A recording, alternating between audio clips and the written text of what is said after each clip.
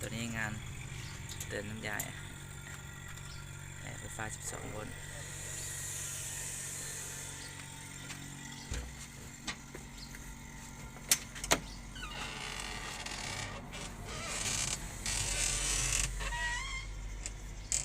ไป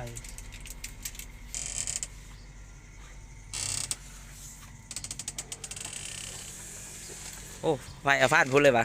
บอสเวลาสิเก็บไหมวะ ลองว่ามันเย็นก่อนปะมันก็เย็นนั่นแหละ เอาเรียนดี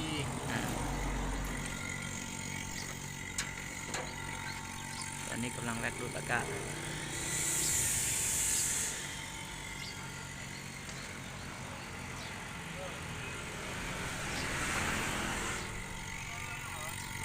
เติมมันยากได้อยู่ยัง